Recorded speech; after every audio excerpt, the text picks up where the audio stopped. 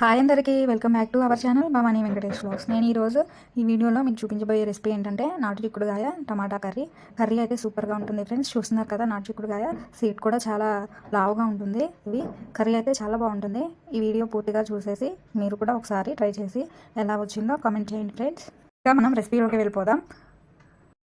ముందుగా నేను నాటు చిక్కుడుగాయలన్నింటినీ వలిచి పక్కకు పెట్టేసుకున్నాను. ఇప్పుడు ఒక బౌల్లోకి చిక్కుడుగాయలన్నింటినీ తీసుకొని ఒక 2 వాషెస్ చేసి తర్వాత వాటర్ పట్టి అందులోకి కొంచెం సాల్ట్ వేసి మళ్ళీ నాటు చిక్కుడుగాయలు అందులో వేసేసి అలా పక్కకు పెట్టేశాను. ఇంకా ఇప్పుడు ఒక మీడియం సైజు ఆనియన్ 2 పచ్చిమిర్చి తీసుకొని కట్ చేసి పక్కకు పెట్టేసుకున్నాను. మనం స్టవ్ ఆన్ చేసి ప్యాన్ పెట్టుకుందాము. ప్యాన్ హీట్ అయ్యాక ఆయిల్ వేసుకుందాము. ఆయిల్ అయితే మీకు సరిపడినంత వేసుకోండి. నేనైతే కొలతలతో చెప్పాలంటే 2-3 టేబుల్ స్పూన్స్ వేసుకున్నాను ఆయిల్. ఇప్పుడు మనం ఆయిల్ హీట్ అయ్యాక చూస్తున్నారు కదా, కొంచెం జీలకర్ర, కొంచెం తాలింపు దినుసులు వేసేసుకుందాం ఆయిల్లో. ఆయిల్ చిటపట్లు అన్న తర్వాత ఇలా గోల్డెన్ కలర్లో వస్తాయి.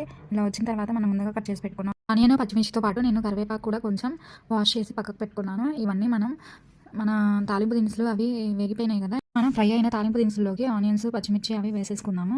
ఇవి కూడా మనకి కొంచెం లైట్ గోల్డెన్ కలర్ కాలే కానీ కొంచెం ట్రాన్స్పరెంట్గా అవ్వాలి. అప్పుడే కర్రీ అయితే బాగుంటుంది. లైట్గా గోల్డెన్ కలర్లోకి వస్తే మనం చిక్కుడుకాయలు వేసినప్పుడు వాటితో పాటు అవి మాడిపోతాయి. అప్పుడు టేస్ట్ అస్సలు బాగోదు. కొంచెం ట్రాన్స్పరెంట్గా వచ్చిన తర్వాత మనం చిక్కుడుకాయలు అనేవి వేసుకుందాము. నేను ఇప్పుడు ఆనియన్స్ వేసా కదా, ఆనియన్స్ ఫ్రై అవ్వడానికి ఒక చిటికెడు సాల్ట్ ఒక 1/2 టేబుల్ స్పూన్ పసుపు వేస్తున్నాను. చూస్తున్నారు కదా, ఇవి రెండు వేసేసి కలుపుకొని ఒక 2 మినిట్స్ ట్రాన్స్పరెంట్గా అయ్యేంత వరకు మగ్గనిస్తే సరిపోతుంది. తర్వాత మనం వాష్ చేసి పెట్టుకున్న చిక్కుడుకాయలను కూడా అందులోకి వేసేసుకోవచ్చు. చూస్తున్నారు కదా, ఇలా అవ్వాలి. ఇప్పుడు నేను చిక్కుడుకాయలు కూడా ఆనియన్స్ ఫ్రై అవుతున్నాయి కదా, అందులోకి వేసేస్తాను. వేసేసి ఇప్పుడు ఒకసారి కలుపుకొని దీనిలో కూడా ఒక చిటికెడు సాల్ట్ వేస్తే త్వరగా ఫ్రై అయిపోతాయి. చూస్తున్నారు కదా, సాల్ట్ కూడా ఒక చిటికెడు వేస్తున్నాను. ఏంటో ఎన్నిసార్లు వేస్తాను అనుకోకండి. ఇప్పుడు 2 టైమ్స్ వేసాను. నేను 1/2 టేబుల్ స్పూన్ వరకు వేసాను అంతేనా. ఇంకా అవి ఫ్రై అయ్యేలోపు నేను ఒక 3 టమాటోస్ తీసుకుంటున్నాను. టమాటోస్ కూడా ఇలా చిన్నగా చాప్ చేసి పక్కకు పెట్టుకున్నాను. మరి పెద్దగా కోయకూడదు, అవి స్మాష్ అవ్వవు. ఇప్పుడు ఈ టమాటోలోకి కొంచెం చింతపండు, చూస్తున్నారు కదా, నేను ఈ వీడియోలో చూపించినంత చింతపండు. మరీ ఎక్కువ వేస్తే టమాటా కూడా పుల్లగా ఉంటుంది కదా, పులుపు అయిపోతుంది. కొంచెం వేసుకుంటున్నాను.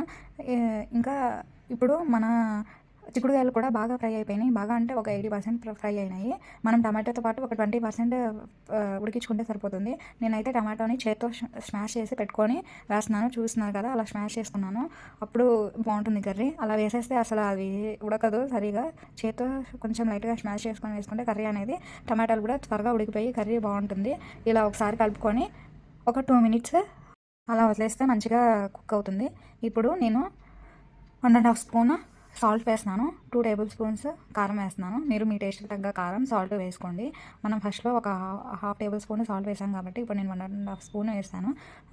మీరు మీ టేస్ట్కి తగ్గట్టు వేసుకోండి. మొత్తం కలుపుకొని ఒక 2 మినిట్స్ అలా మూత పెట్టి వదిలేసేయాలి. అప్పుడు ఉప్పు కారం అన్ని టమాటాకి చిక్కుడుకాయకి పడుతుంది. 2 మినిట్స్ తర్వాత మూత తీసి చెక్ చేద్దాము. ఇప్పుడు మూత తీసి చూద్దాము. చూసారా, మంచిగా ఉడుకుతుంది. ఇప్పుడు నేను 1.5 గ్లాస్ చిన్న గ్లాస్తో వాటర్ పోస్తాను. మనకు కర్రీ గ్రేవీగా ఉంటే బాగుంటుంది. చపాతీలోకైనా రైస్గా అయినా. గ్రేవీ లేకపోతే తినడానికి అంత మంచిగా అనిపించదు. మాకైతే, మీరైతే గ్రేవీ అక్కర్లేకపోతే కొంచెం వాటర్ పోసుకుంటే చాలు. ఒక చిన్న గ్లాసు, నేనైతే ఇక్కడ 1.5 గ్లాస్ పోసాను. ఇప్పుడు మళ్ళీ మూత పెట్టేసి ఒక 10 మినిట్స్ మీడియం ఫ్లేమ్ మీద ఉడకనిస్తే సరిపోతుంది. మంచిగా కుక్ అయిపోతుంది. మనకి ఆల్రెడీ 80% చిక్కుడుకాయలు ఉడికినాయి కాబట్టి టమాటోస్ ఒక 20% ఉడికితే సరిపోతుంది. రెండు కలిపి స్మెల్ అయితే భలే వస్తుంది ఫ్రెండ్స్, బాగుంటుంది. ఇప్పుడైతే మనం మూత తీసి చూద్దాము. మళ్ళీ చూసారా, మంచిగా ఆయిల్ అయితే పక్కన అలా కనిపిస్తుంది. మనకి కర్రీ ఉడికిపోతే ఆయిల్ అలా సపరేట్ అయిపోతే మనం ఇంకా స్టవ్ ఆఫ్ చేసేసుకోవచ్చు. మధ్యలో అలా కలుపుతూ ఉన్నాను నేను. 10 మినిట్స్ తర్వాత చూస్తే కర్రీ అయితే మంచిగా ఆయిల్ సపరేట్ అయిపోయి మంచిగా ఉడికిపోయి బాగుంది. చూస్తున్నారు కదా, ఇంకా ఈ గ్రేవీతో నేను స్టవ్ ఆఫ్ చేసేస్తాను. ఈ గ్రేవీతో ఉంటేనే కర్రీ చాలా బాగుంటుంది. చపాతీలోకైనా రైస్లోకైనా ఈ గ్రేవీ ఉంటే సరిపోతుంది. మేమైతే ఎంత గ్రేవీతో తింటామో. కావాలంటే కొంచెం కుక్ అవనిస్తే సరిపోతుంది. ఇప్పుడు మనం ఎమ్మి నాటు చిక్కుడుకాయ టమాటో కర్రీని బౌల్లోకి ట్రాన్స్ఫర్ చేసేసుకుందాం. వీడియో స్కిప్ చేయకుండా చూసి మీరు కూడా ట్రై చేసి మీకు ఎలా వచ్చిందో కామెంట్ చేయండి. వీడియో నచ్చితే లైక్ చేయండి, షేర్ చేసుకోండి, సబ్స్క్రైబ్ చేసుకోండి. అంతే ఇంకా ఈ వీడియో. బాయ్ అందరికీ.